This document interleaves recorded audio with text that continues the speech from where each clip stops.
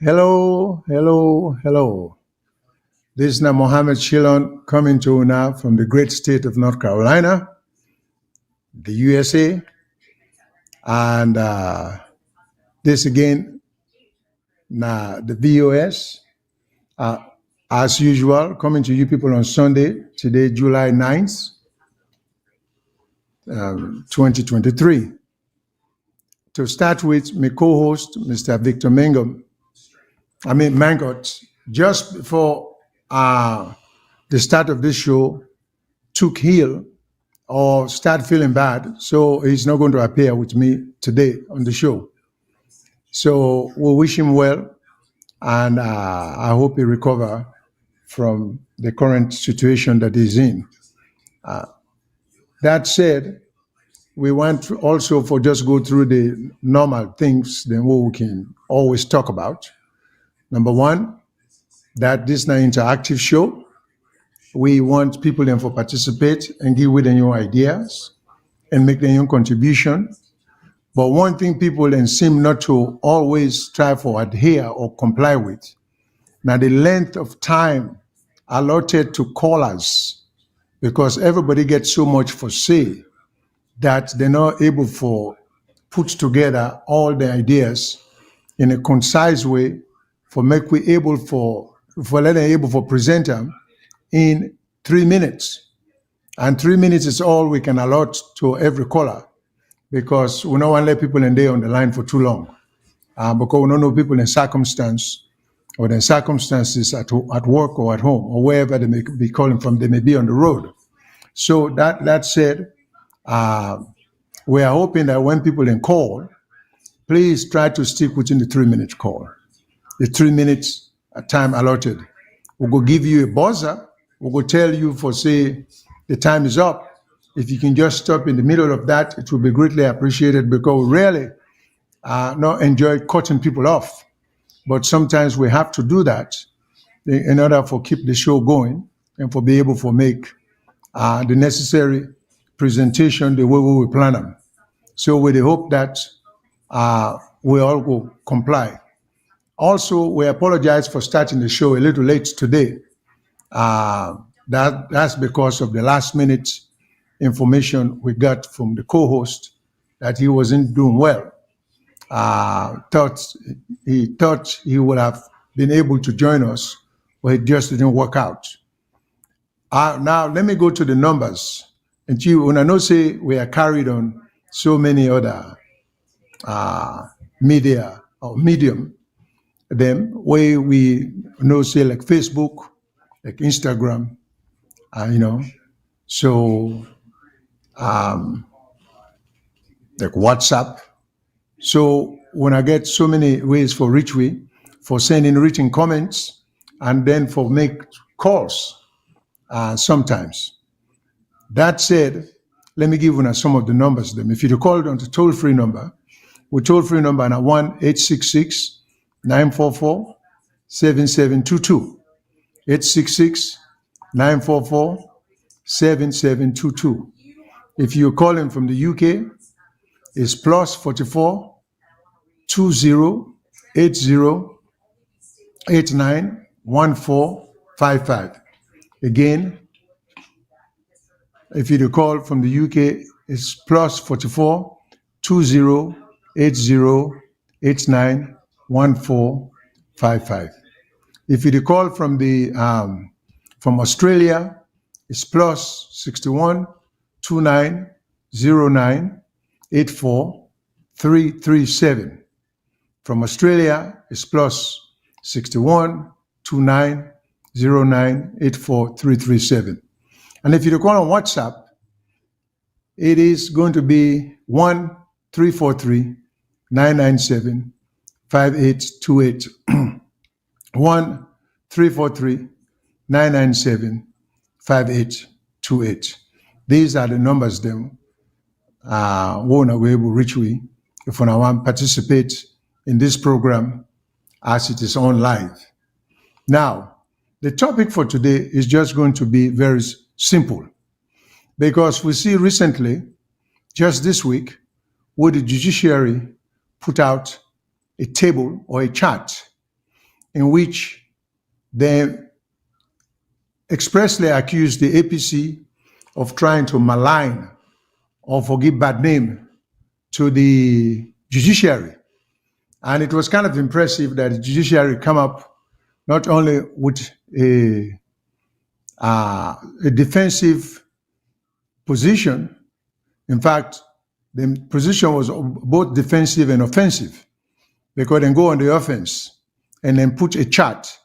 The good thing about a chart or a table, it rarely breaks down to the simplest denominator for people to understand what's what. From our perspective, we catch one or two errors on the part of the judiciary or on the chart.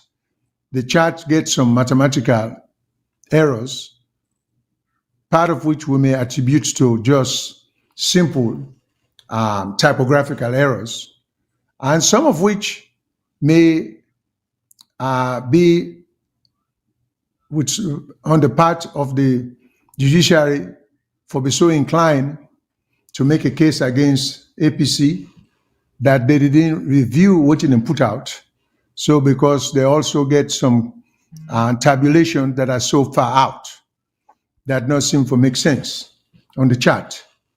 And then this chart we then put out, we feel say, nonetheless, the judiciary then chart, which is for the first time you ever see that, where the Australian judiciary come out and go on the offensive against a political party, let alone a major political party.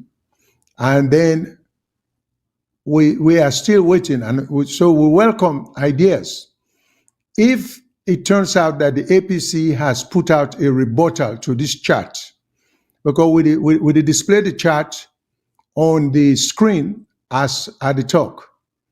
So if it turns out, if anyone knows of an official rebuttal where APC put out in response to this chart, please let us know or send it to us so we can publish that, But to we knowledge, as we are now on the air, we are not aware of any rebuttal where APC put out, or any disagreement or any challenge to the chart, And for me, as a lawyer, I take a position that APC has an affirmative, what we will call in law, an affirmative duty to respond to this chart and to put out not only a rebuttal, but a persuasive rebuttal with respect to what the judiciary is accusing APC of. So now I make a topic today, the Australian judiciary versus the APC political party. So we get some step-by-step things then what we want to deal with. And we hope, and let me also announce that the lines are open. People can join in or participate or ask questions at any time. But this is just, we just try to do what we call a post-mortem examination after we election, and we see which direction do we go. They will not forget, say, we don't get independence since 1961. This is 2023. So we need to know which direction we want the country to go. At a time when other African countries are making progress, countries like Rwanda, countries like Malawi, even countries like Zambia, where win election I think just get a recent election about a year ago. They are all trying to improve the political system try for prevent upcoming generations them from repeating the same thing where like we on the Shaka Stevens generation, the Albert Maga generation, they make the errors where they make, the Mugabe, and the Musevenis. Because we get the Musevenis of Africa, we get the Mugabes, we get the Shaka Stevens, we get the Mobutus, people who took reign of the countries, but head the country in a bad direction, run the country like for saying Leone, showed absolutely no interest in the well-being of the people. Like Equatorial Guinea, even right at the moment, where you get one family, just they enjoy the country's wealth and dare the people for say anything. So when are we going to put a stop to that? And it's just what is perplexing to me, you get all the African countries here. I think with current president, President Bio, is even heading to some conference of the African leaders there. Why aren't they putting these things on the table? Why aren't they saying, first and foremost, it would seem to me if we want peace and we want for progress in the region, for be self-sufficient and for go forward, why aren't they dealing with major issues like respect for the Constitution? You know, why aren't they saying to themselves, say, listen, we all have to agree. We must adhere to the dictates of constitutions, then, with respective constitutions. We don't want any leader away if the Constitution say 2 terms, where you finish the terms, you want for go. If they say 2 terms, where you finish now, you want for go a 3rd term. Now, anybody can do that. If you are selfish, because we just see an indication of that recently in Senegal. This is like provoking the people to take on to the streets. And then governments sometimes have the habit of saying, oh, the opposition instigated this. But isn't the government itself is the instigator? Where they know very well, say, if a president pushes for 3rd term, where the Constitution says 2 terms, that would trigger not only a reaction, but most likely a violent reaction. So why will any president we care for in country even embark on such a journey or attempt where you know say that should be a no-no, in addition to the fact that it could cast in a country in the wrong light. So when we begin to talk about how do we go forward, so we just try to do a postmortem here. I think there's plenty of blame to go around, in my view. And I hope listeners and those who've been listening to me for quite a while, I've always taken the position that APC and SAPP, to me, in my judgment, in my humble opinion, have been extremely unimpressive. 62 years of independence, these 2 parties have ample record. We can go back and check what they don't do and what they fail to do. And in my judgment, they could have done a whole lot better for we. But neither one of them, they'll do what they're supposed to do, because they have put interests of the political parties above the interests of the country. In addition to that, they've put personal interest above national interest. So, and some of the personal interest is this extraordinary desire or appetite to get wealthy in a hurry. They can't wait because they insisted in time limited. So then they go in the direction where there is money. Money where they come for health reasons, for public health, money where they come for education. Officials are known to be taking these things and splitting them among themselves and have the contempt for the rest of the people. They can't even wait until they go out of power. Then they display the wealth right away by building mansions, riding expensive cars, making so many trips abroad with them and their family. So this is not the contempt, this is not the disrespect. Then they manage to convince the poor people, which unfortunately poor people tend to go along with. Then go give them the flimsiest of reasons why they are not doing anything wrong. But when you look around you, the man live very, very, very, very well. So it's time for we for begin for take stock. We're not going to be all them PhDs here, all the lawyers and the doctors and the professors. We'll get plenty. What you need for begin for doing and for begin for set policies for we country.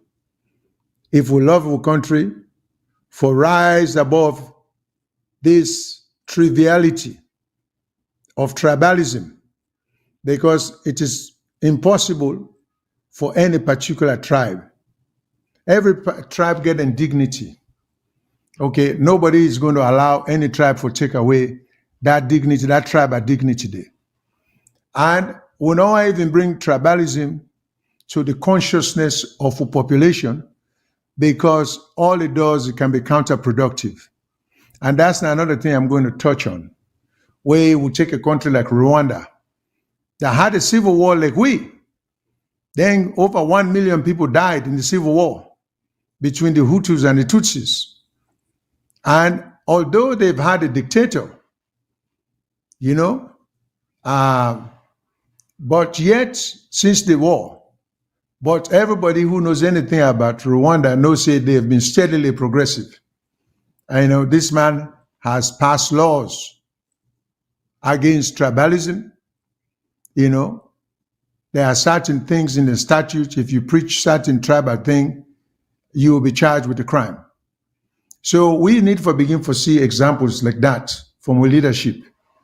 Not for begin put one tribe over another. But let me go back to some of the main things then. We know say after the elections, there has been great dissatisfaction on the part of the APC. The APC, I know, of course, this is what losing and winning, these are the differences. The SFPP, still some people have not gotten over the excitement or the euphoria of victory. Okay? So people are still celebrating. People are still happy that the SFPP won. Kudos to them. Okay? But I think that now our country, time will tell if the country, as a result of the victory of the SFPP, if the country actually won anything or the country lost. Now the APC, then they go through the agony of defeat. They are still shell-shocked. They are still trying to get their acts together. And but they still have to remember that they have a responsibility to the country as well.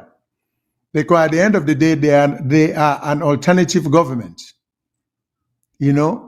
So even if you lose, if you are a pro at the business of politicking, of politics, and you lose, it's like playing any game of competition.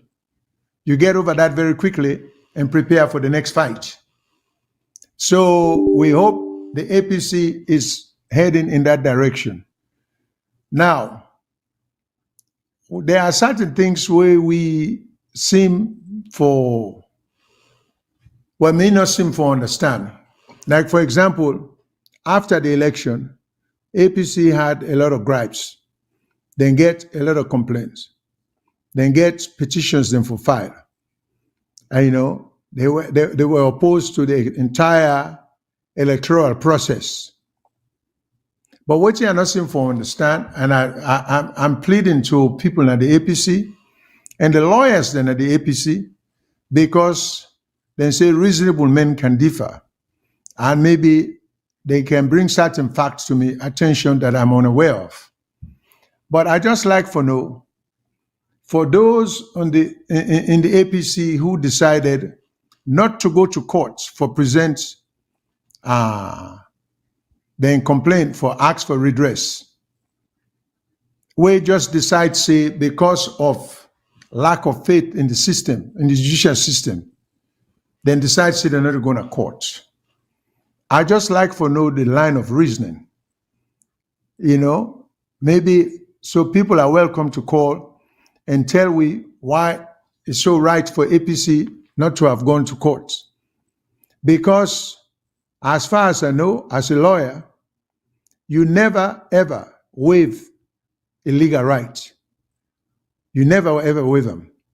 So APC should, if they get 7 days for file a petition or objection or challenge, whatever they call them, to the outcome of the election, on what basis did they decide that it is fruitless, it is unnecessary, it is worthless, not to have filed some papers and to have waived their right for going to court. Bear in mind that regardless of whether the judiciary not get any teeth, by the way the system is structured right now, the only forum, the only place that we can go when there is conflict in the electoral process with the executive. So if you choose not to go to court, how do you get the problem solved? Because it would seem to me there are international communities that also are aware. And let's remember, facts are facts. You may be entitled to your opinion. I may be entitled to my own opinion. But none of us are entitled to our own facts, because facts are just what they are. If today is Sunday, it's a fact. Well, you may think today is Saturday, you may think today is Monday, but that doesn't change the fact that today is Sunday, July 9th. So it will seem to me that APC, with some of the cases that we don't see where they project, the counting process, the lack of transparency, they had ample evidence, the excesses in ballot papers being found in private residences, then the counting, the process that was used in giving victory or projections, and then still the lack of all the total election results being out. APC had more than ample evidence to have gone to court. Because even if you not trust the judiciary, at some point the judiciary get for maintain their own integrity, then get a certain level below which they cannot drop. So if APC get a strong case of election engineering or irregularities, I don't see why they managed to convince themselves, say, not for going to court, because it was a hopeless process. Now we're also inviting listeners for give una your ideas also. Now it is understood that the APC say they no go participate in governance. Then get a new reason why they say that. So we welcome ideas for people that we say it is a good idea for APC not to participate in governance. Say, for example, you have people who have been elected in parliament who are APC members. Should they not go to parliament and participate in the governance of the country? Will that be a responsible behavior? And will that be beneficial to the country? So we want people for tell we what them feel about them thing them there. Let me hold off here. Let me take a call. Then I will continue my thought process. Hello, caller. What's your name? Who's the call from? Good evening, Mr. Shilon. This is Fuli Mustafa from Leicester. Oh, Mr. Mustafa, thank you very much. Yes. Yesterday, on our sister program, Madam Kadibin Day on the show again, they talk about this issue of going to court, where you say you don't talk about. But I'm happy to say you did today for talk about this issue. Yeah. I've been trying to tell them, say, they say we're going to court, you go challenge the result. And the result is not only mere declaration, say this man don't win. A result therefore be published in details, because we then go vote, then get the RR forms where now the result that we then post in a polling station. So if APC for gonna court now, what did they go challenge actually? Because they not publish the result them yet, where you say, okay, we see we get 25 now the polling station, now don't can see 250. Then you get evidence for gonna court say now this I can't challenge. But so far These results have just been published globally. That means say the Electoral Commission they get right now monopoly say now they register people them, now they know how they register people, now they get result them, now they get result them. Nobody has this result. I mean, a breakdown of this result where you go to court. Because when you go to court, Mr. Innocent and lawyer, then they will ask you, you not agree with the result. Why you say you not agree? And then if you answer that question of why you go to court. But if you say no, okay, I can't go court because the constitution tell me say I get 1 week for come na court for can challenge the result.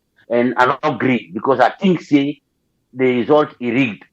But if you say you think say, but you don't get on proof on paper, then why are you going? I mean, I make a believe say the APC not going to court at this moment. They get a base because why?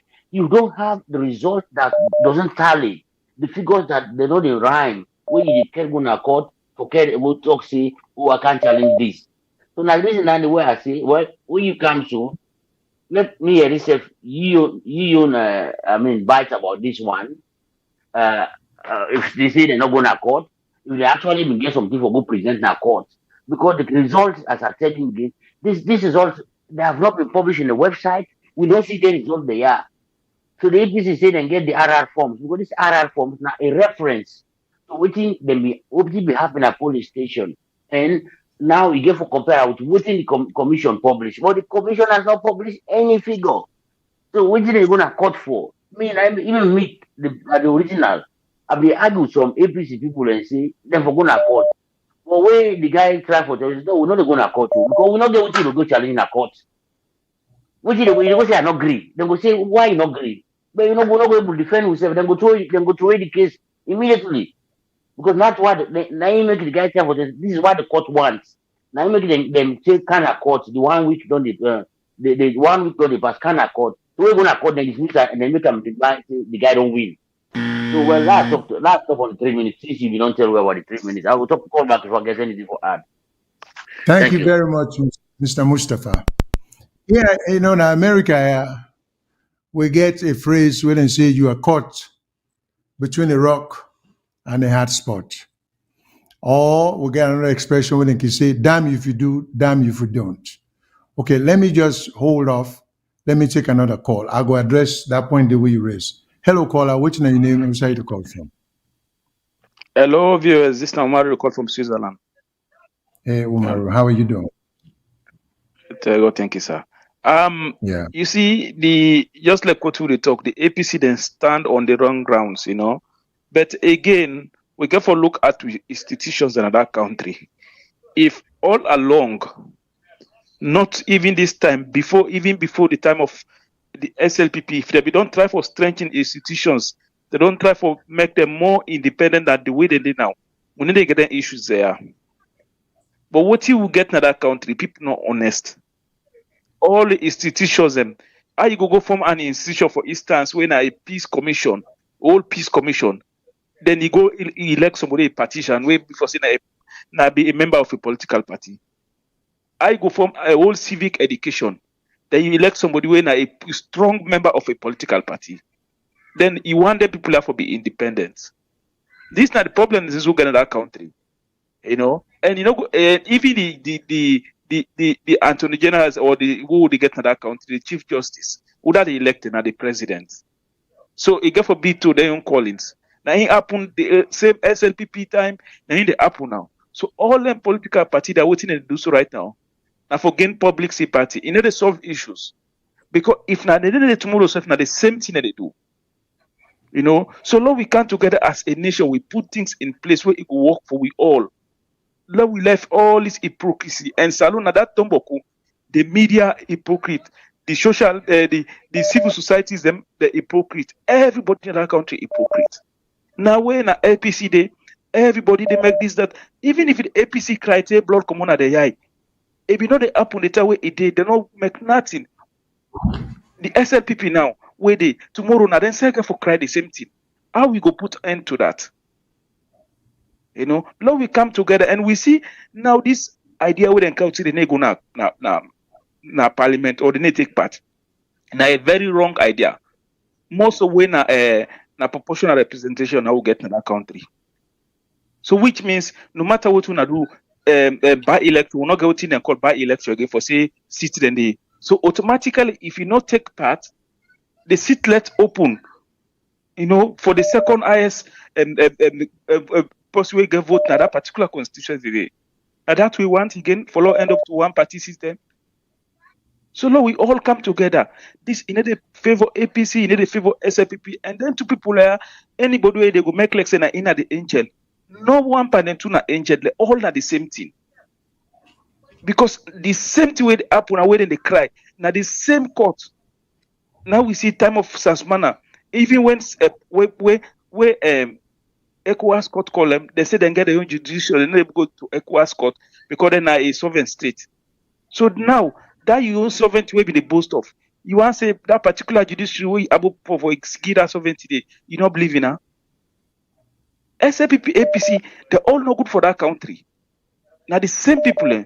So long we come together as a nation, we all too want, and then one we not buy, they not drink, we they in our village, they want them peace. Then one we not to politician, they want them peace. Thank you very much. Thank you very much, Mr. Omar. I appreciate you calling.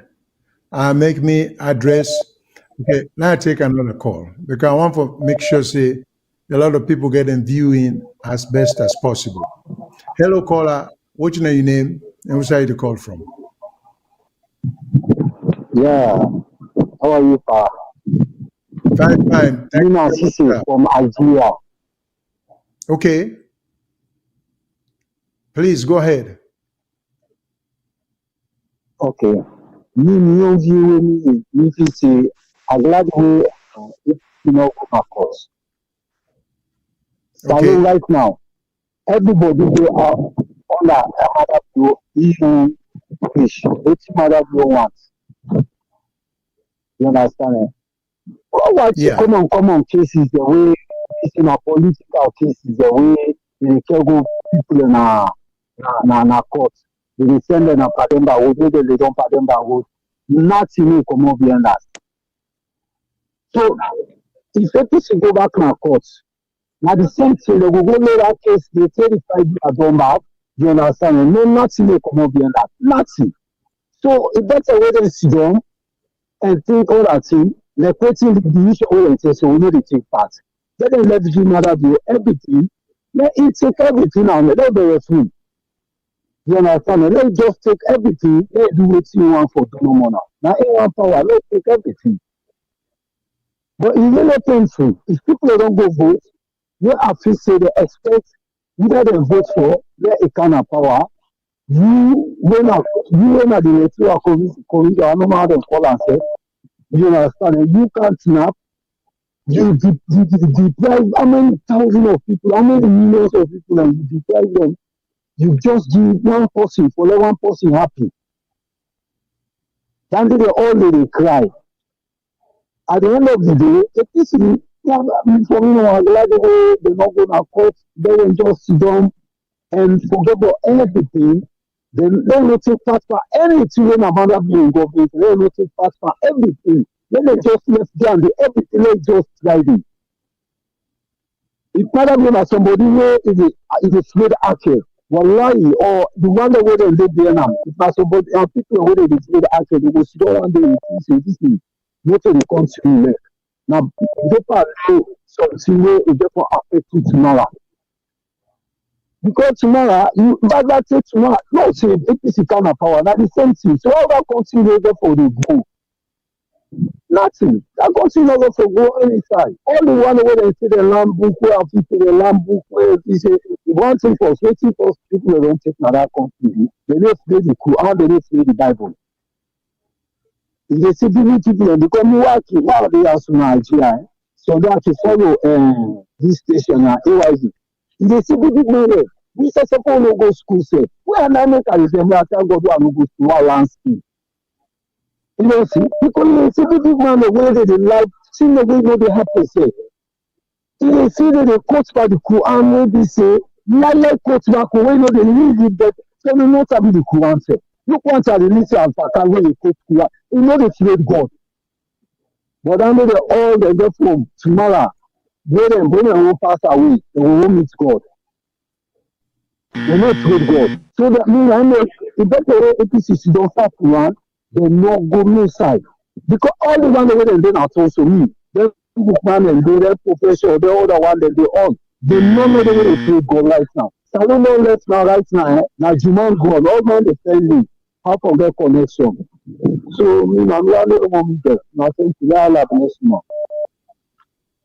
you. Thank you very much. I appreciate it. Or we appreciate the call, and please continue for listen. Let me take another call. Hello, caller. What's your name? Who's how you call from? Yes, Mr. Shilon, thank you very much. Mina Ahmed, I call from UK. Okay, Ahmed, thanks for calling. Yes, thank you. You know, I really appreciate each time you come for educate people. I wish the big one and they follow. You know, nobody don't like the situation we they in Sierra Leone right now. Yes, possibly argue say, you know, is there any point where APC get for go prove in our courts? Yes, if you look at in the genuine form, within a part of this whole country, I can call me lawyer at any time, and they respond to me. I can call any of the office for freedom of information where I get doubt. I can walk into any of the citizen advice bureau, meet lawyers and ask for anything. In Sierra Leone, the other African country, East Africa, things and they try. But Lord, Mr. Shilo, you're not a lawyer. Of course, you grounded. I wish they get somebody like you for advice. Look what they happen today in Sierra Leone. You know, we don't see parliamentarians, they remove them. They replace them with no other vote. They replace them. You know, you see in the threat for PR system, they force her. You see in the threat for census. We use yourself don't analyze her one day, the constitution say 10 years. They say so you see, this bio government gets an agenda. So this agenda, now they work with. People don't know. Mr. Shilo, you go to we don't go if you go to I say go police, go na court. You know what's I stand? Why I tell you say go na court? Now me go if you, but now they tell you say you go court no. If now you know, may you see. So if you get sense, he tells you something. This man, why you tell me about go court? You get what I stand. This time they happen. This we see the election. We see people and they go take ballot box in our private houses and they work out ballot box in the private motorbikes. We see police people involved. When they call premier results, you see soldier man they roll and groan. You wonder which kind of country this? Because all of these people then deal with the ruling government, then they take money, then they bribe them. It is even the journalists say, I cannot get respect at the country. All the social media now don't take part. Now don't people elect for listen to now pass even the AYV and all of them because all of them compromise. If Keke Toma when at the press secretary, they date the one of the lawyers and the when at the chairman of the judiciary. So what's it mean? Conflict of interest. You don't compromise. That case go past that court. No. These are the things, you know, people know they see this. I see Mr. Umar, the king contributes, I what you are expect. But you see, Mr. Shilon, one could left for the same, one could move on. We don't kind of that part of this area. We see the truth. Which man when you talk of credibility and transparency, they're very reliable on their words than they want for me credible. Yeah, you know, if you not go to work, you manage a call, you say you sick and this, you should say doctor at GP gap, and you say the result, they show because you know, say no, they lie. So you go for work with that. If we say we keep all of these things, we could move on. No, now problem they move on because we will not clean the backyard. They will continue for go and this problem they affect we. So we don't want this kind of thing. So go for clean the system. You know, the judiciary, you know, transparent. Me, I can worry. Look at LJ issue. Me can pain me all the time. If this guy go fetch now petrol station and they just say if it's 4 million, small money when brother would America able pay herself. Even if herself gets up on the day, then jail her for 9 years. The people who go for 9 months, they're not charging. They just go spend 9 months full in Paris the hall over 11 of them. Mr. Shilon, what's to cut down the? Who's law this? Kamaremba, 9 in jail for 30-something years. In UK, Naya, somebody when a police officer then count about 17 count charges. In fact, in rape cases, they don't follow until how many years? No, you know the 35. Kamaremba, 35 years. So imagine that. So which law this? And the judges don't they sentence this man wickedly. LJ for 9 years. Look up for go take him over, go first now petition. When a civil matter, and they say, they say they get case against the state. So who they talk say may APC go na court, the court make a rate. So Boku, I'll cast Sano who they talk for the court. Now one of the presidential spokesperson before he come on up na the president's area before he can court. So these are the things. So they kind of people I expect and say he go against him party. It's not possible. This man he make sure say all him people away, you know, say na he call people and they put na the areas they are. Now this is the thing. We can see the law say go to court, but which court will they go? He knows the way you go to court. You case done, you don't endorse the man. Now this is Hello. Sorry, we have to cut the caller off because we try to apply the 3-minute rule. But few people in call, they don't say certain things what we need for address. Because what you will need for understand, there is a song which says Salona we're all young. Now I think some of we get different perspective as to which we consider Sierra Leone to be. But if we really care about the country, we'll be willing. First of all, there's plenty of blame for go around between APC and SAPP. Because neither one of these two parties can claim any title over the other one in terms of having done much for this country. Let us not forget for say, the problem is, okay, now the elections are over.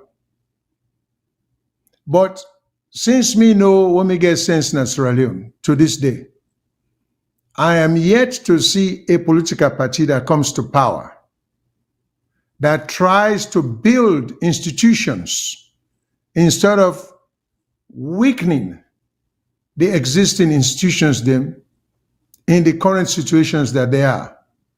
With civil service is going to the dogs. With judicial system is going to the dogs. With educational system is going to the dogs.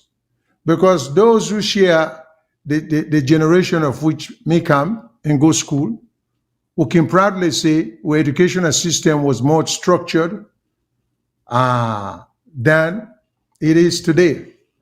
So there are certain things where me, the advocate, number one, as a lawyer, I've always said, if we're really serious about our country, we've all tried to get a leader where they try for build we institutions them.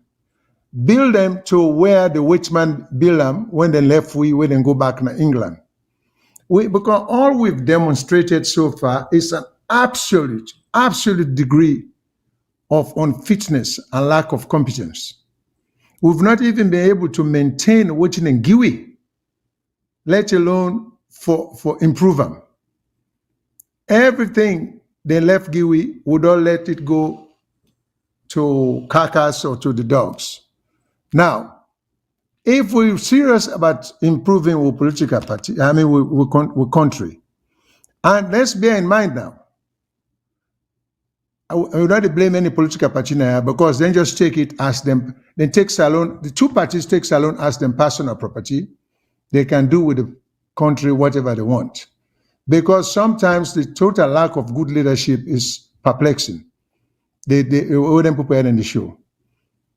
First and foremost, how long are Israelis going to continue with having the police playing this nuisance role of harassing people? When you say something unpopular to the police, not necessarily to the public or even to the politicians, the police invites you at the CID and say they want to talk to you. Why? Because you say, I'm not like the president, or the president is this, or I'm not like this person. Why should the police have any role in inviting people? And if you invite me, let's just deal with the word invite. According to say the CID invite you. Well, if you invite me, shouldn't I have the right to decline your invitation? I don't think that when you are invited by the CID, you have a right to decline. I think the Constitution gives you the right, but people don't exercise that right because the lawyers themselves are not challenging that extraordinary use of power. That if I'm a citizen and minding my own business, why should the CID say, because I say something unpopular or something they don't like for just get favor with the party in power, not necessarily in the government. They are going to deprive me of my freedom of expression. They are going to deprive me of my liberty and invite me in a CID and keep me there for days. Don't we all see something wrong with that? And the party in power will not think, say, when we come in power, these are some of the things we will try to eliminate. Now, I got to give President Bill one or two credits because, like it or not, he has done something with me, from me on perspective as a lawyer. I get full appreciation for that because I know how oppressive them laws and they be. The 1965 libel laws, where if you say something against the president or the prime minister, they can arrest you and go lock you up. Now, that will count all the presidents that will come. Albert Magai, who used it quite a lot. Shaka Stevens, who used it quite a lot for oppressed oppositions. And then the Kaba era, Momo, you name it, and Eskuruma. For whatever reason, President Bio felt there was a need for eliminate that law day. I think that was the right decision. We can put on this way, we can put on that way, but that was bad law. That's the kind of thing we think I could consider to be progressive legislation, you know? Because then kind of people and they say, oh, well, he eliminated that law day, but he replaced it with the cyber law. The cyber law is a totally different thing. I think the cyber law was very ill-advised. We didn't need it at the time we tried to impose them because we in a monkey see, monkey do. That's what we did do. We'll not try to look at real unique situations and try to apply. And like when you take close go to Taylor, I might see you, something fit you, I might like them. But if I just go get the Taylor, say, so for me, like I saw for that Monday, it not go fit me because unless you know me, your measurement, it costs to make them for me for that look right. But when we copy, we're not to look at real unique circumstance. We just try for copy and implement. So that law day, we can argue. Now, in my own profession, again, anybody who is a lawyer, always really learn the law. Well, profession say reasonable men can differ. So, because if you reasonable, me reasonable, we might be on opposite side and still get solid arguments against each other. So we may differ. So people are welcome to differ with me with respect to the libel laws or the abolition or the elimination of the libel law. But I think that was a progressive move by the president. You got to give it that. You got to give that to him. The other thing I want to give the president is where he eliminates the death penalty law. The death penalty law was very unfair. First of all, I personally don't believe in it. Because me believe say, oh, now God nobody give life, now he no more forget the power for take him. That said, even from a legal standpoint, legal institution not strong enough. Lawyers are not that well trained in our country for defend people against capital crimes. And we beget the hanging process. Who were the people being hanged in our country? Not to the wealthy. Now the very poor man will not go get adequate legal representation for avoid the death penalty. So I think it was just fair that the whole thing was scrapped by President Bill. And I think that's very progressive. The world move forward, not backward. So for begin, kill people them in a brutal way. I don't think say that even consistent with modern civilization. So I'm willing to give the president that credit today. The other credit where I'm willing to forgive him, because they say give the devil his dues. I'm not saying the president is the devil, but that's just an expression. The other thing I'm willing to give him, you know, for we within at the diaspora, at a time when by now then for allow we for vote abroad, okay, for they will get certain areas who will participate, just like I'm participating in the political process right now by expressing my own views about how Australia should be run. Yet I don't have access to a ballot box or to voting just because I live outside the country.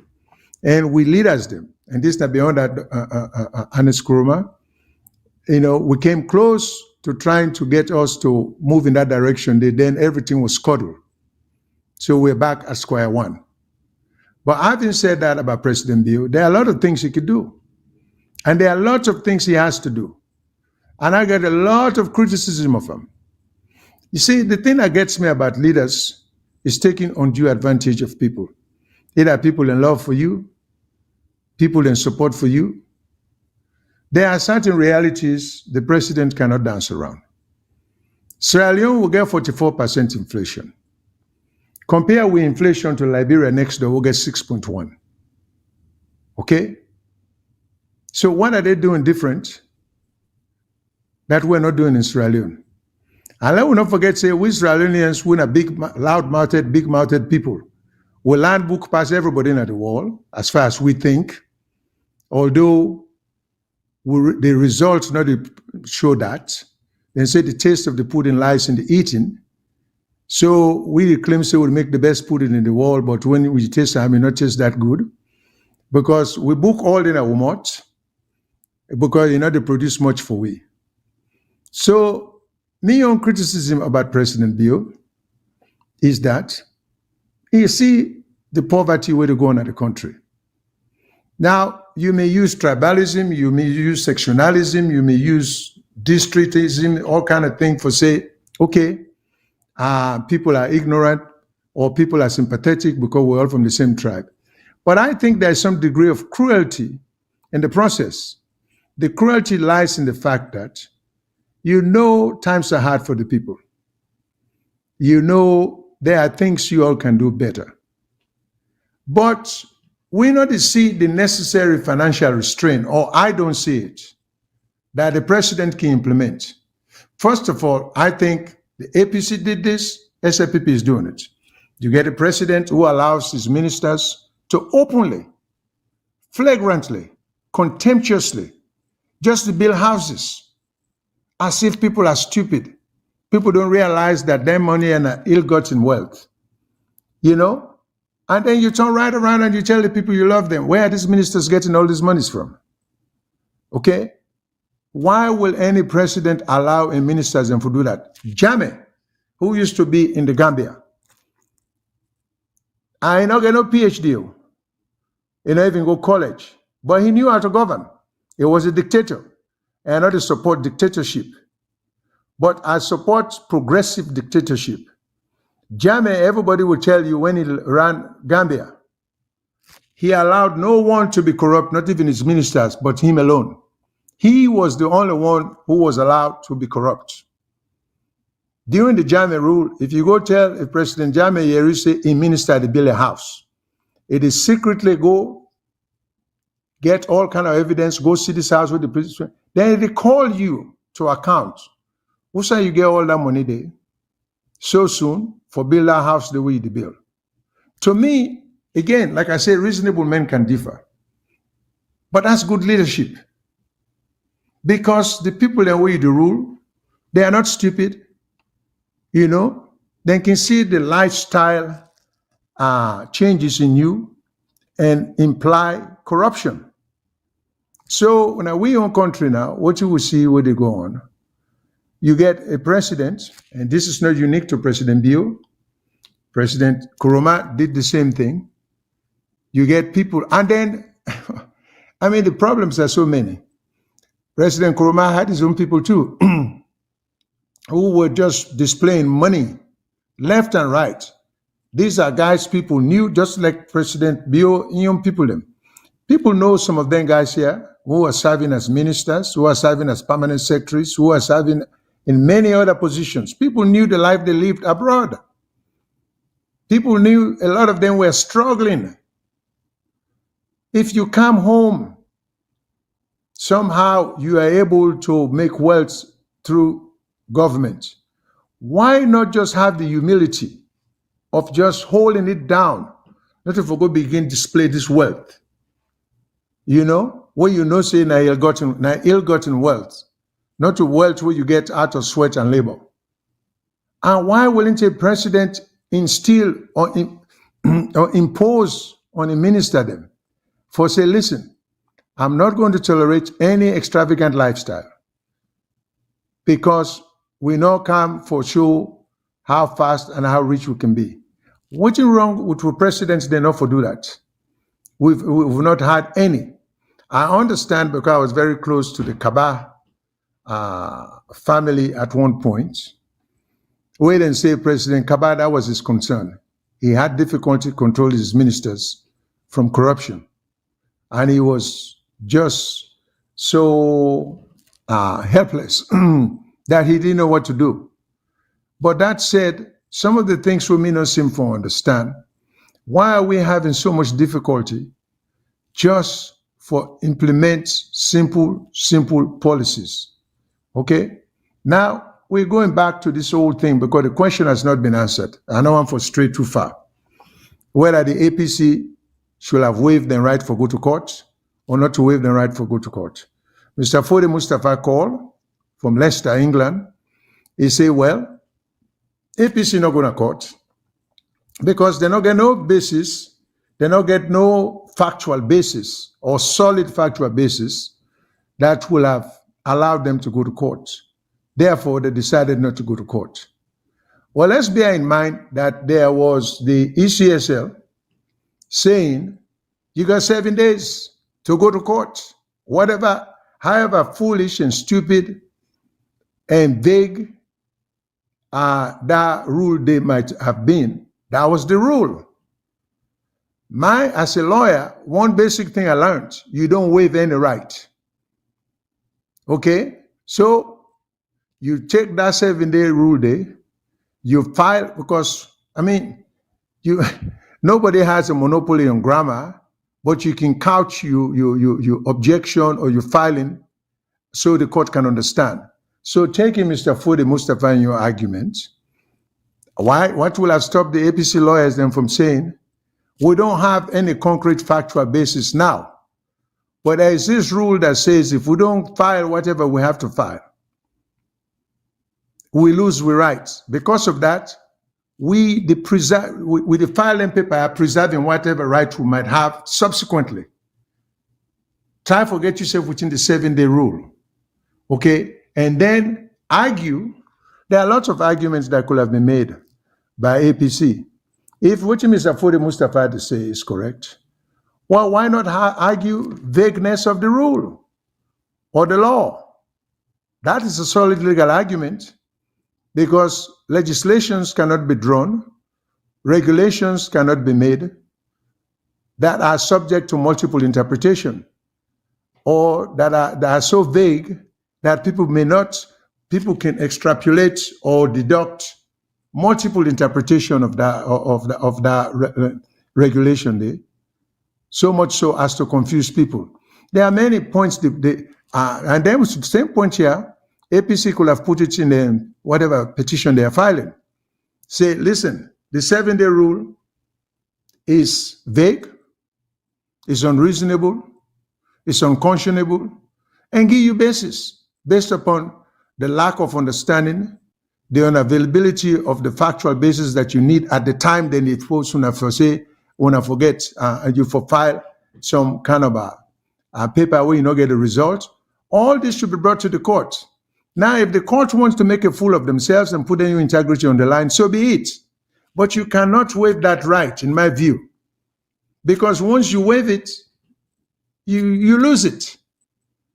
You see? So I don't think, say, in my humble opinion, again, I may want APC people, they get great lawyers and inside, to disagree with me, and let's just debate it, the soundness of the decision of not to have gone to court, because it's a basic rule. I think every lawyer will know that. You don't waive a legal right. If you waive a legal right, you lose that right there forever. You know, particularly right that have time limitation. 7 days, 7 days. Now you may waive a right that you may be able to come back to and exercise, but always preserve the right. Don't waive it. preserve it. File your papers within the 7 days, raise your objections, let the court know why you couldn't come up with a sound argument, because the situation does not give you the necessary factual basis for which you can argue your point. And then you can come up with all the other things then. Because even as we speak, there is something wrong with the system where, as we speak today, the council elections results are still not out. I call that to be ridiculous. Why aren't the council's elections result out as yet? You know? And the problem we will get with the system, we get to go back and look at the way our electoral system is structured. We give the president too much power for dictate how, what methodology we're going to be using for any upcoming election. That shouldn't be the president's prerogative. That should be in the hands of a committee of highly respected, objective people who are concerned about the country, to come up with rules and regulations will govern the activities of the ECSL. I will get a video what we played last week, where even President Bio himself was expressing great skepticism and dissatisfaction about the, I think that at that time they call her NEC. But he had no trust in them. But in kind of power, improved the system. This was a body that he was criticizing so heavily. And by implication was saying, things are not going to go right if they don't count the right way. Okay, God help him, he won. But instead of improving the system, based on the suspicions that he had, what did he do? He helped to manipulate the system to his own advantage. Well, we can't keep this game, because this is a game APC and SLPP are playing. APC kind of power for their own advantage. There are 2 districts, totally unnecessary, I will argue. When I get 12 districts, we not improve efficient running of the 12. When I go get, I think, 2 or 3 more districts, Was that good for the country? No. Was that to give APC some political advantage? Yes. But in the end, who pays the price? The country pays the price. Because when SLPP kind of power unexpectedly, because SLPP, by no stretch of the imagination, in 2018, was even considered to be likely to win, but they won, what happened?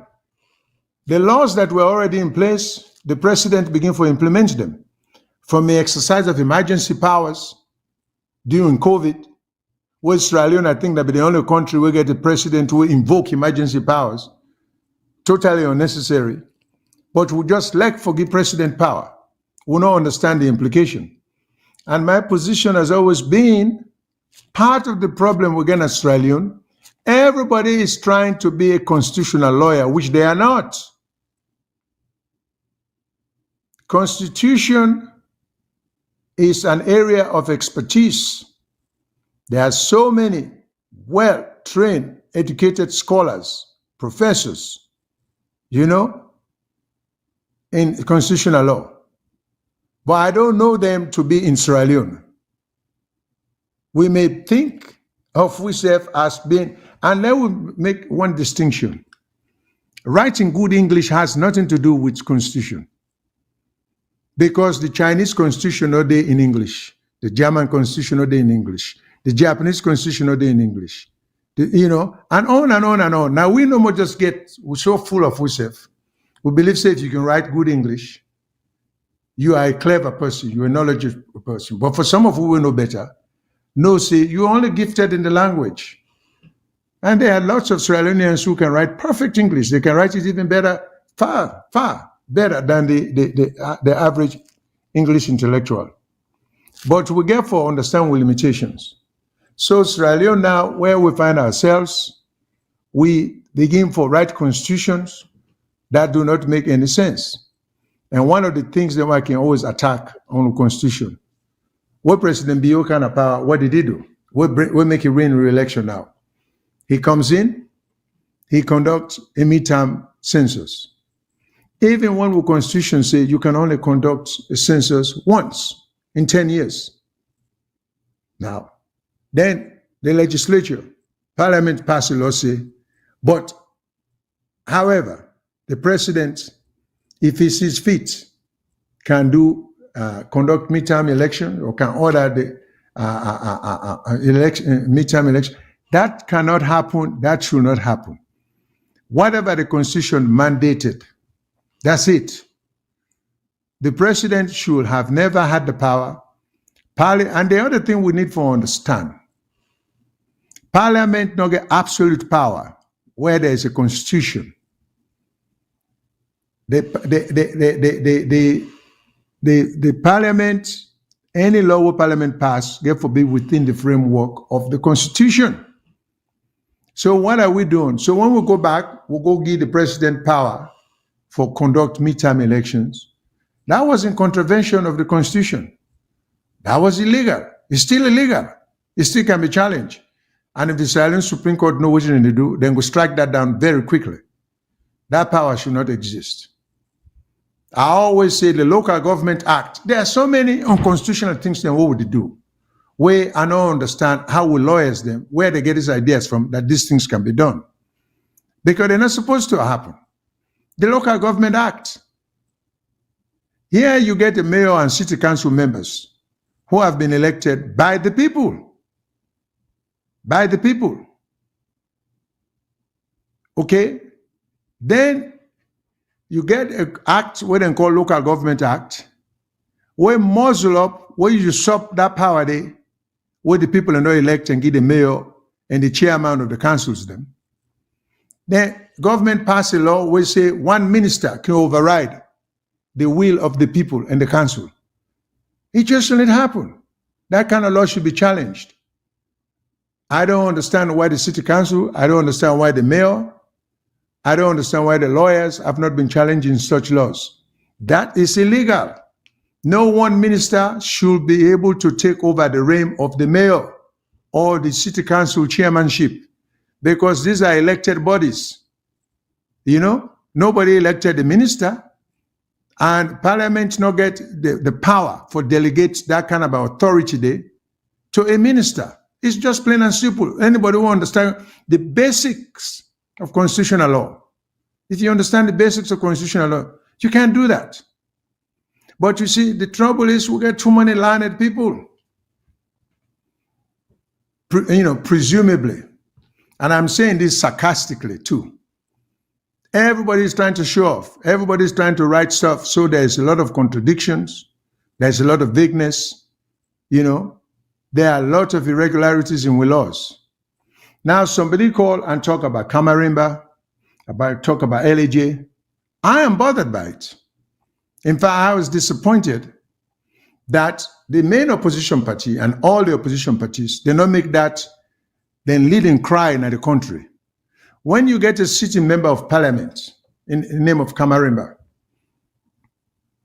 you see, American man and get you saying, they say if it looks like let's say if it looks like a cock, walks like a cock, crows like a cock, it must be a cock. Now, here was a man who was a parliamentarian we all knew was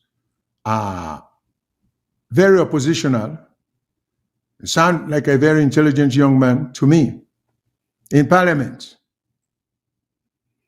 All of a sudden, contrary to traditional practices, anybody who know anything about traditional practices about marriage, I don't understand how the lawyer not go even try for whoever be the defend Kamarimba, not for bring traditional law into the argument. We know say some tribes, girls get married at 12, 13, 14. Then we come up with this statutory rape law where we adopt from the West. We get in Aya, we get in England. But these people, and they operate from one tradition. They don't get various tribes where girl picking at the go bondo. Where girl picking them, if them Bobido come out, it's time for them for go to man. Where girl picking them, they're not supposed to go land book them for raise them for. You see, not to say the English mind and system structured, not to say the American mind system structured, but we get what you would call the statutory law. We will copy from here. We'll not try for modify and for fit with system.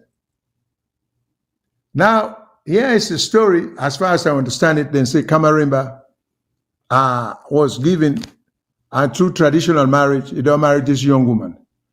And there is no strong evidence that even people know the actual age of this woman. Well, what are judges for if we cannot sit in objectivity and just look at a factual situation and dispense cases accordingly? Now, how could Kamarimba how can any judge justify the sentencing of Kamarimba? First of all, why shouldn't he have been able to get out of jail? And when you hear some ridiculous statement like orders from above, do we want that kind of system where orders is coming from nowhere that you know of? The Chief Justice, who is supposed to be the chief of the judiciary, say it's out of my hands? How can it be out of your hands? What is the meaning of justice? If it happens to a Kamarimba, it can happen to me, it can happen to you. Why didn't the opposition or all the opposition parties that they make that a major cry? Didn't they see the main Chief Justice? I mean, the main injustice in that?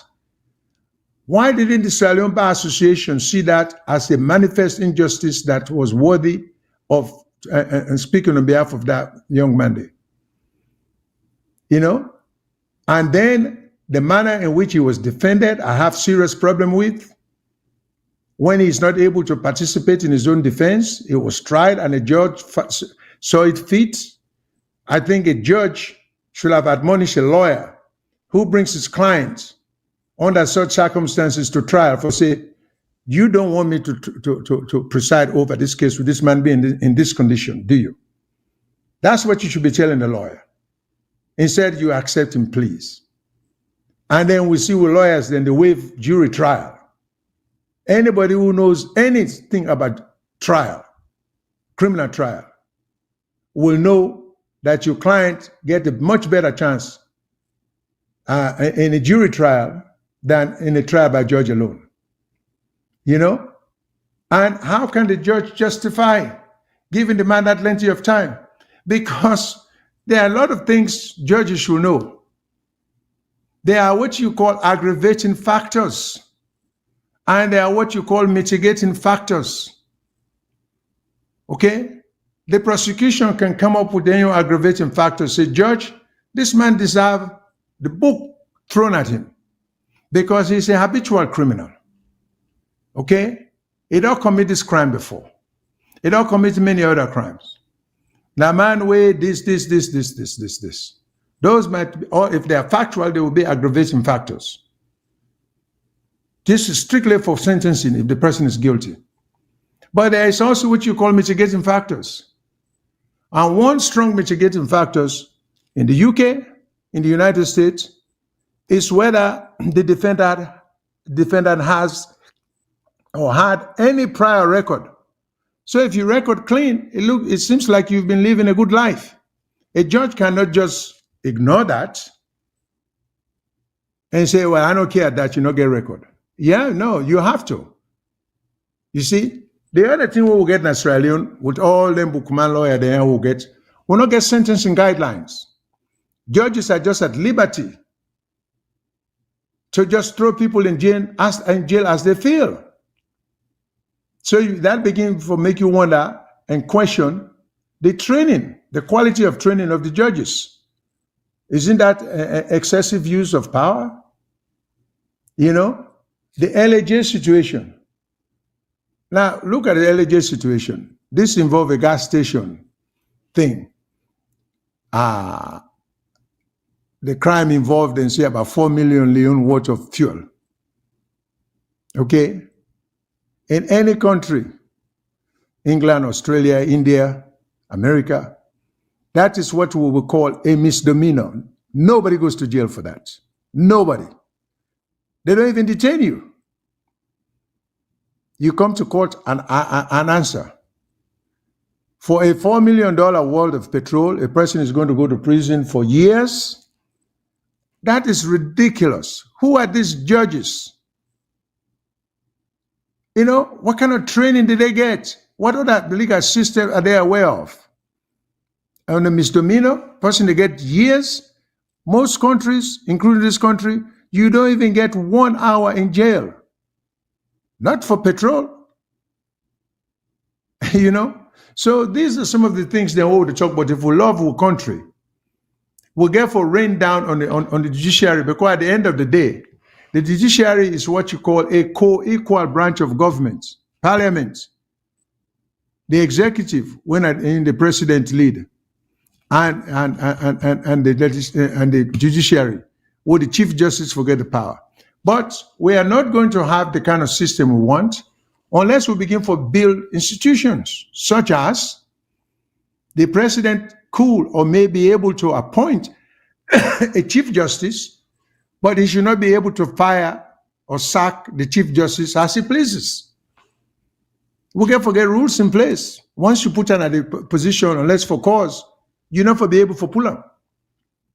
Maybe we need to appoint with chief justices them or with judges them on term basis, not lifetime basis. Maybe let them serve every 5 years or every 10 years. And if they serve so well, they can be brought back before Parliament, confirmed, and be given the job again. We need to start getting into some progressive things if we want to improve the system.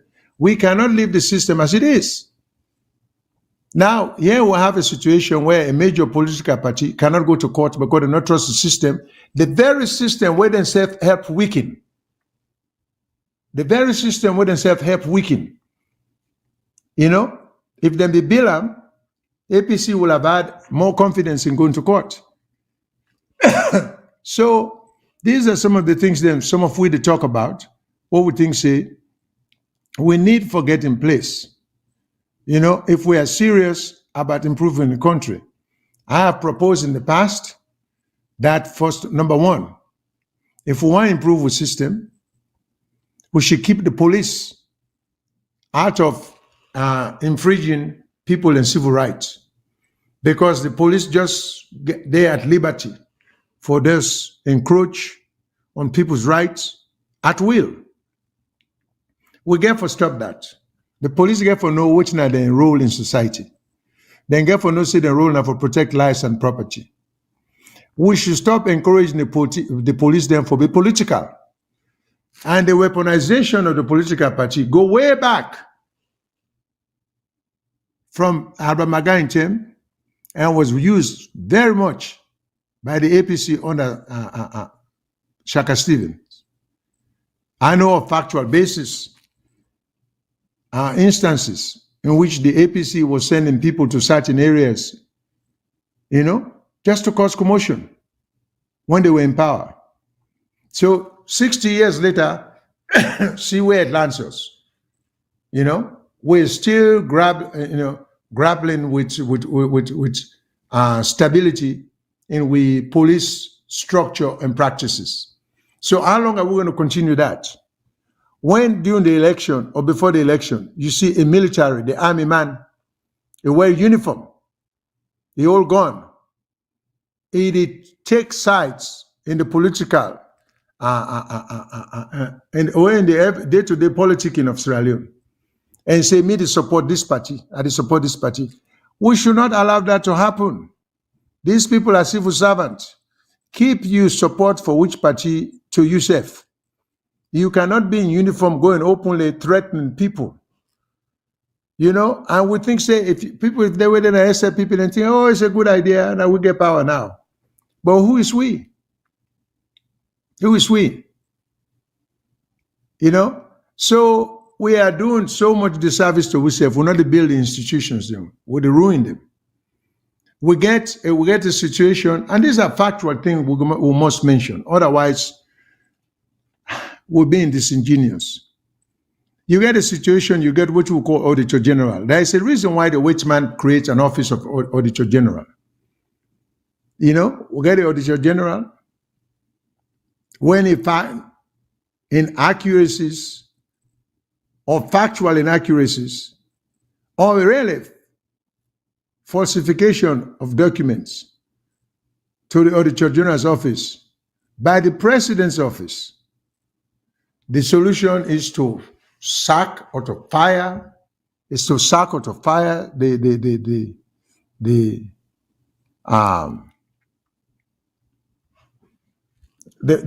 Auditor General.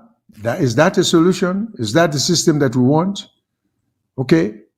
And so there is so much wrong. So where are we heading? Is this the way we want our country to run? That there is no accountability, there is no transparency, it's just a matter of sheer power? What is wrong with keeping the police and the army?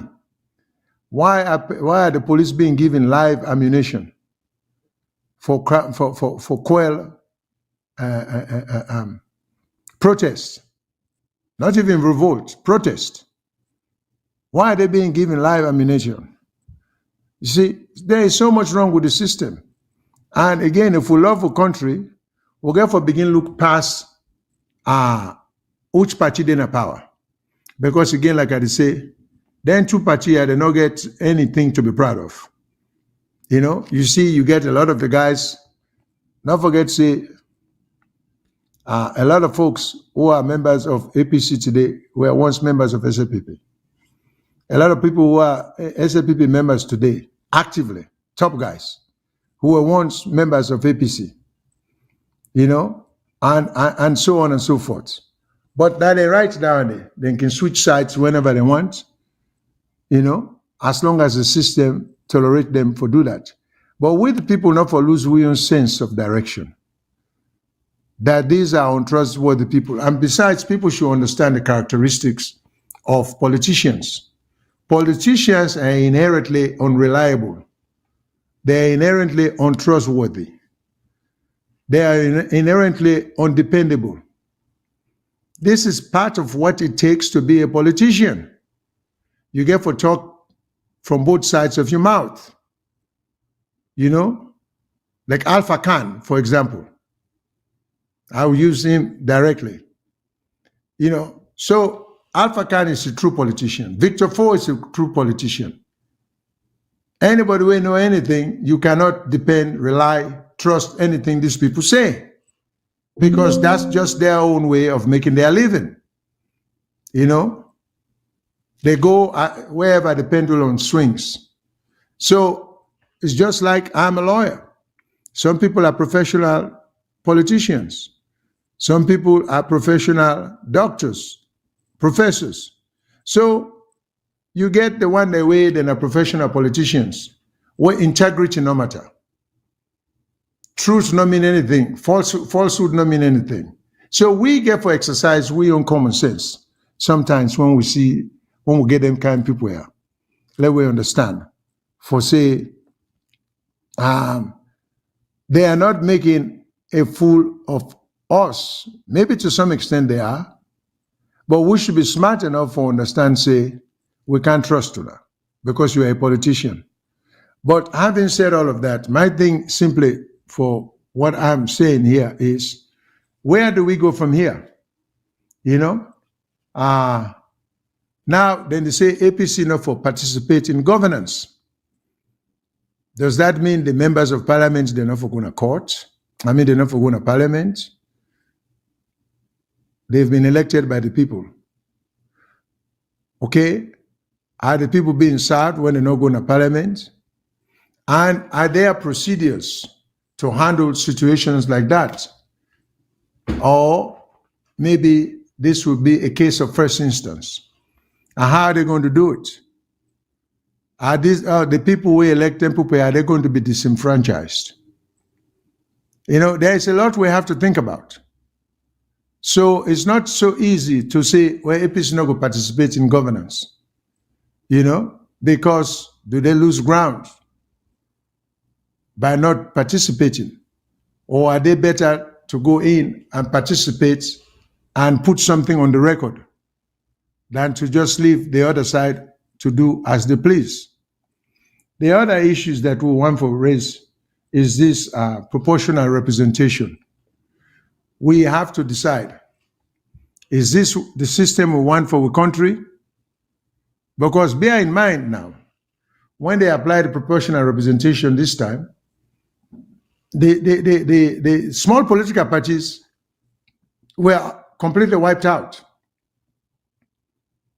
They couldn't win anything. I mean, is it good for our democracy that we just get the two main political parties for be the dominant parties then in the country? We've had 16, 17, 18 political parties in the past. We don't participate in the system, and all of them have been able to win a seat here, a seat there, which does nothing but strengthen democracy. So do we want a system now, the PR system as it is, to just obliterate the small parties then and just left APC and SAPP in the hands, or left the people at the mercy of them two parties here? Because either party will get power, APC or SAPP. Now the people are at their mercies because they don't have a solid history of having come in and be doing what's right by the people. So these are some of the things then where we need for talk to we self about if we want a better system. I have always said we need to have what you call, in my view, there are certain offices, if we're serious to really keep a country progressive, that we must try to do some major changes. The office of the Chief Justice, the office of the Chief of Police, the office of the Electoral Commissioner, the office of the Auditor General. Because you cannot have a country where money is just taken out at will, at will. And this has nothing to do with whether I like APC or SAPP. It is just wrong that there are no checks and balances, and we think that's the way to run country, And one criticism I have of President Bill, I hope somebody will close to and listen. You cannot say the economy is bad. You cannot say people are suffering. You cannot say inflation, you are aware of inflation. We can't put all the blame on Ukraine war. Because Liberia, Ukraine war, they affect them too. But how we get 44%, Liberia gets 6.1%. And other countries than Guinea. Why are we in a worse position than a lot of them other countries here? If the Ukraine war, they affect Shalom, if it affects Liberia, equally. So we're really not treating people in fear. But what do you want to see? I want to see some demonstration, some good faith demonstration on the part of the president, if he really cares about bringing in money to the country. One of which is, we already hear about per diem, meaning every time the president travels, he gets paid just for being outside the city. And the per diem, to my understanding, I stand corrected, sometimes per diem is even paid if you go up country and you spend the night. These were policies that were in place when the white people made the rule, but couldn't be in country down there. Now be some of the incentive down there with them, they give them, with them finish in school in England, for kind of the territories. If you're an Englishman, if you're an Englishman, just imagine yourself as a young Englishman, you don't finish a major college in England, who were known to be backward. So forget them well-qualified white boys there or women for come. They had to give them incentives, such as the per diem there. When you're gone, you collect so much. But when we come na power, we see say the need for that no exist. It doesn't exist. So why hasn't any government tried to abolish that or modify that? If you know abolish and say modify them. Why hasn't any government tried to get somebody for look into that? For see, the millions and millions of dollars being dispensed, being put out there in the hands of those in power, whether it's fair. Okay? So when the president takes an entourage, a group of people on a chartered flight out of the country for so many days, he and everybody in a group, they collect per diem. Is that fair? This has nothing to do with APC, SAPP. This has nothing to do with being Minde or local.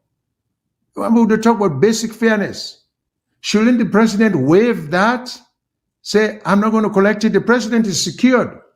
The current president, as well as the former president, they are financially secured for the rest of their life. Forget about what they may have acquired outside government. But then get such security, financial security, they don't need that. They don't need this per diem. You know? Now we understand, say, our president is gone to Guinea-Bissau or somewhere. And there has been this constant criticism or frequent criticism about him traveling so much. Well, show some respect, show some contempt for the people. I mean, some respect for the people, not contempt. Okay? Why can't we cut down on the traveling? And if you go, and if you're making those traveling in good faith, waive the per diem. Say, I'm not going to collect per diem. That would be acting in good faith. You know, that would demonstrate some degree of sincerity. That would demonstrate some degree of concern that you are aware of the hardship you need for sacrifice too, you the president. The people, the way they work with you, all these top guys need for sacrifice, you know? But you cannot continue making trips, all kinds of trips, traveling so frequently. Like this trip now, then say, well, it has to be, it's a necessary trip. Well, good. Maybe he has to go. But he can demonstrate good faith by saying, I waive my per diem. I'm not going to collect per diem. And all the people are going to go with me. In fact, you can make that a precondition. If you're going to go with me, that's what you're going to get. We will provide lodging, feeding, but no per diem. This all, they take so much money out of the pockets where the ordinary man, the ordinary Joe Blow doesn't know. So we are just bad to ourselves. And we're not address the issues in there. And the international communities are not helping us because they know how would they maltreat people and keep giving away money them for the street. But these are some of the things, some of they raise. So what are we going to do? Are we going to improve with system? Or we're just going to leave it and maintain this vicious cycle? Whoever kind of power can turn the country whichever way he wants. But we are not going to move forward until we get a judicial system that we're all beginning to trust, you know? And judges should be trained because some of the decisions, the way we see some of the judges, particularly in criminal cases, the punishment, the way they met out there, the punishment not fit the crime. I mean, some of these judges should be ashamed of themselves. How can they justify giving people lengthy sentences, people who have no criminal record? So these are some of the things some of we are saying. So, you know, they try to blame a political party per se. I'm trying to blame certain leaderships, you know, that nobody comes and try to add to what we don't do for the better. Everybody comes in, they want to give advantage to their own political party. But bear in mind that every time you give that advantage, what we call undue advantage to your political party, what you do, you really make the country the one for suffer.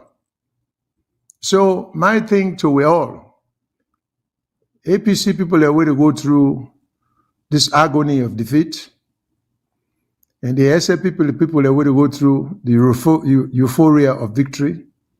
We all get to begin to think about our country. For say, this country, if we love them that much, we for be willing for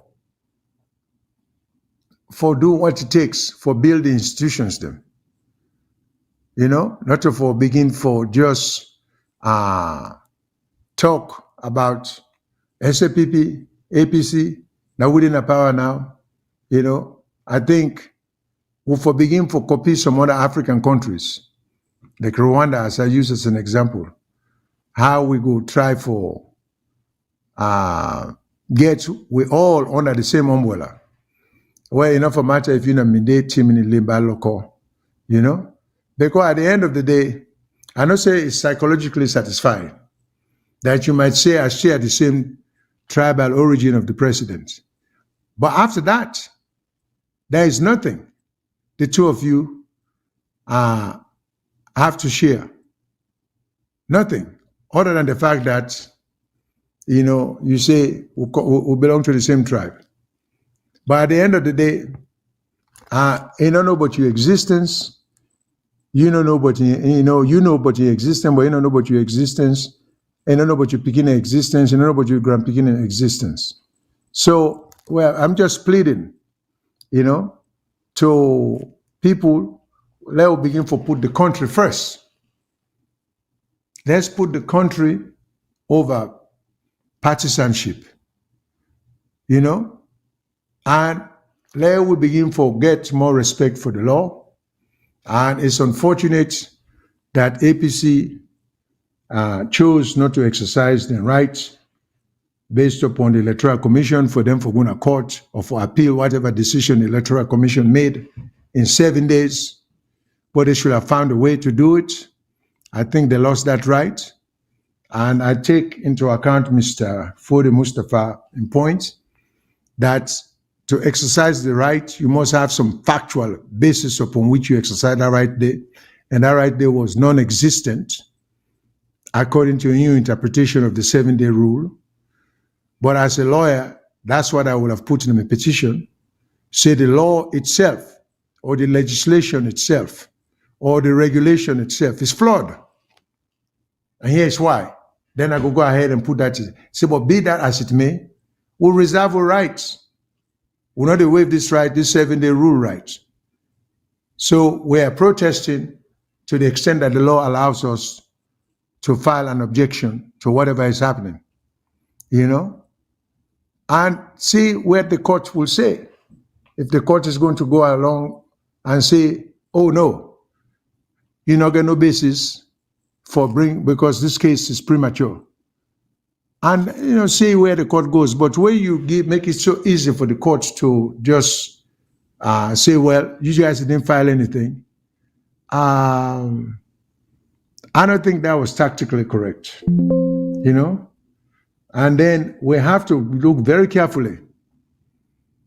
Are we so happy with just wanting to have APC and SAPP, that's it, as the two parties, that's it in the country? Or was the country much better off when we had all the other small parties then? Because there are a lot of people who do not share the political ideologies of APC and SAPP. So these people want to become independent, and would all entertain independent parties them as far back as in the 60s. Sir Albert Magai lost because people like Ellen Brewer, people like Kutubu Kasamba, people like J.B. Francis, then run as independents because Sir Albert not give the SAPP symbol,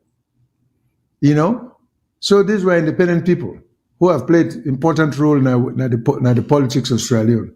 So now, are we just going to make the PR system abolish all of that and just give undue advantage to the party in power? And power corrupts, and absolute power corrupts absolutely. If we not put checks and balances into the system, it will come back to haunt us. Just like our APC put so much power in the hands of the president, and President Bio became, I always use the phrase, incidental beneficiary of that power there. Now, so SAPP go miscalculate because they have the power now. If they try not to build the institutions then, if they feel safe for run the government, there should not be auditor general. People should have easy access and no account for money, just submit false statement. If that's they think how they run a government, it will come back to haunt them. But what we should all pray to have the leadership now with country, we're capable of having the courage to say enough is enough. Let us go ahead and try for put foundations in place, institutions in place, one of which has to be the judiciary, the court system. I want to talk about the court system. Now we talk about how they affect the top echelon of the society. You get a big party like APC, they want to go to court, but they feel helpless. Well, think of what the ordinary man they go through. The ordinary Joe Blow, when they go lock up in a Panemba Road for months, for years, because they came kitchen with marijuana or gamba. They not even go to trial. Nobody they out there for speak on his behalf. You know? And there are a lot of systems, there are a lot of things we get for put in place. And we get for begin for advocate then. Now we see 2-3 hearings that take place.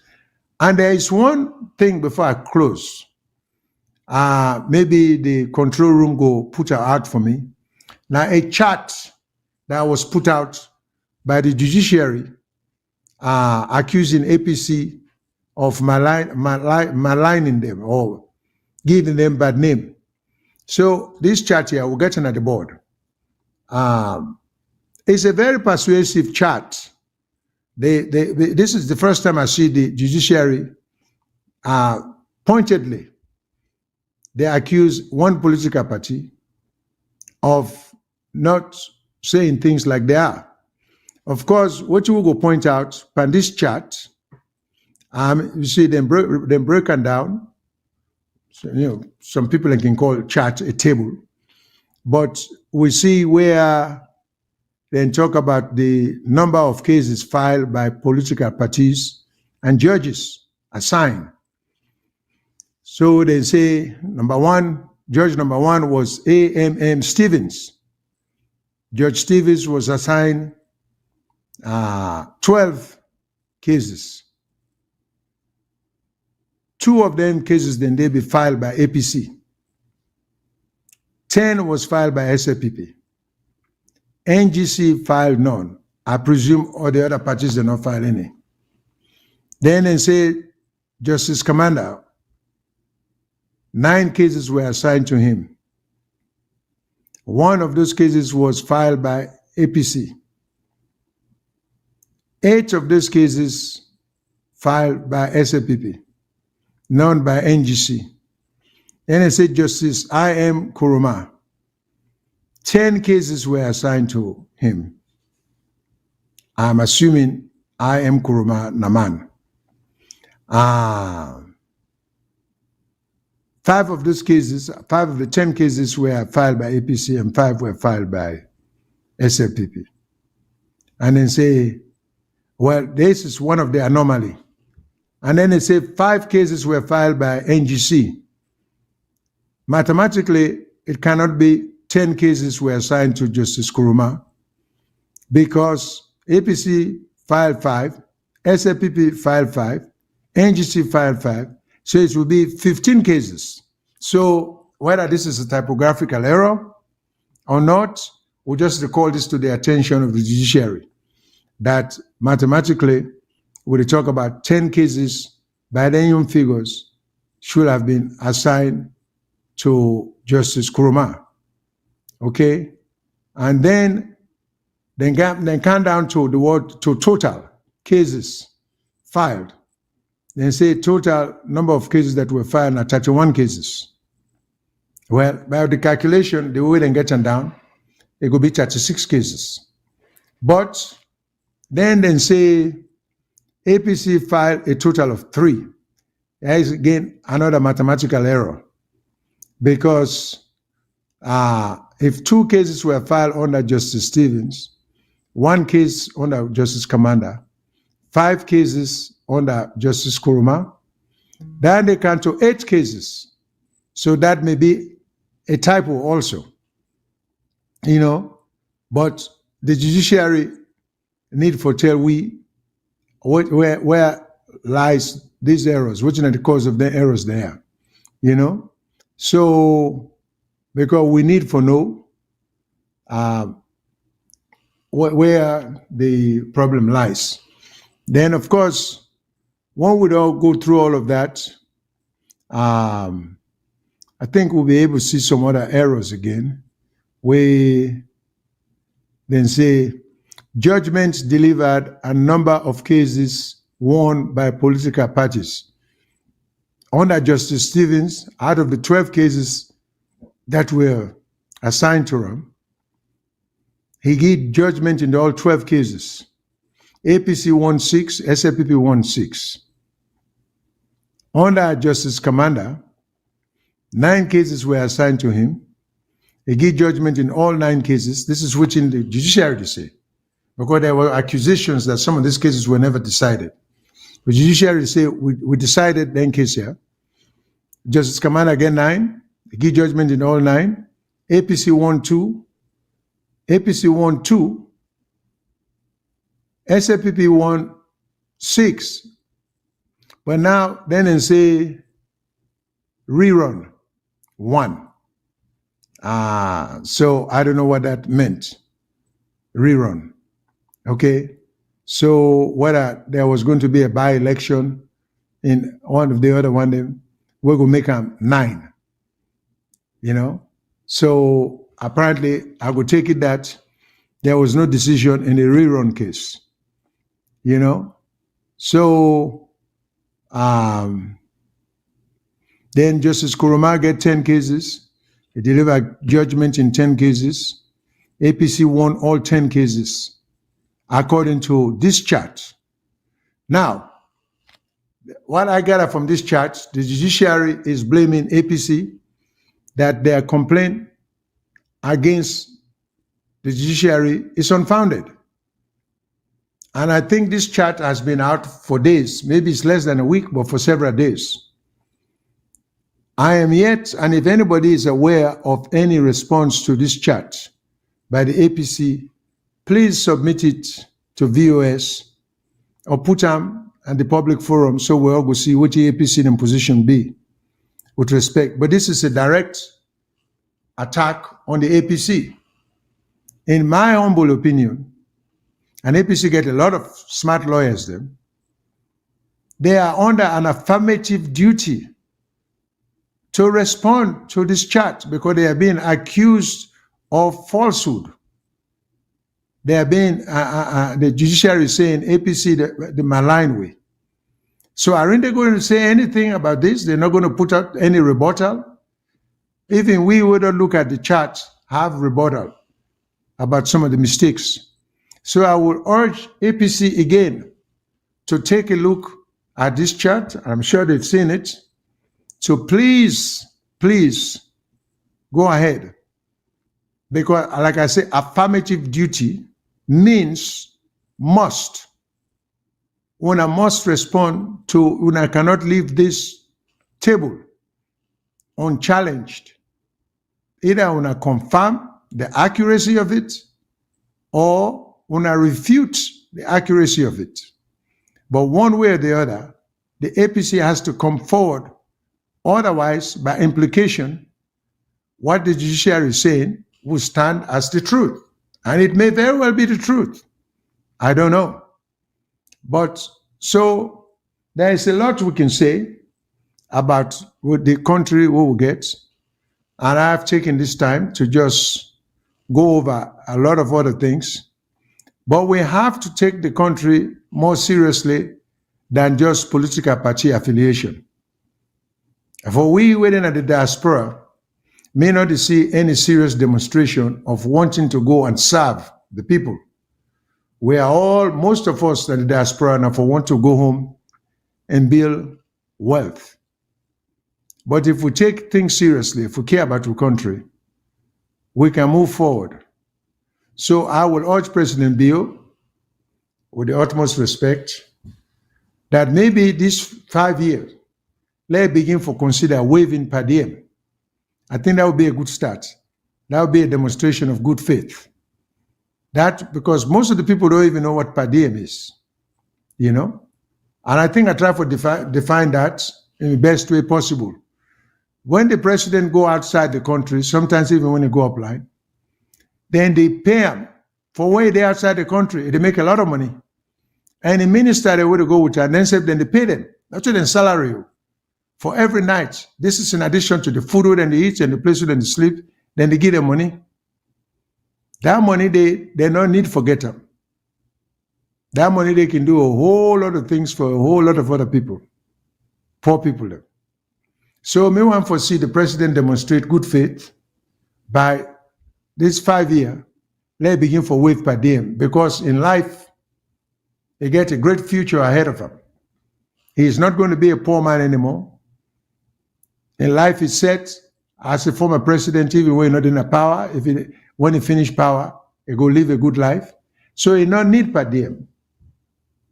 And not to tell Englishman can't tell we say we don't need them before we go implement that. So I will urge the president for making look into that. So that said, that is all I have to tell or discuss with you people, with my audience. Thank you for listening. I'm looking forward to our participation and involvement next Sunday. Until then, I'm saying good evening, good night, goodbye. Thanks.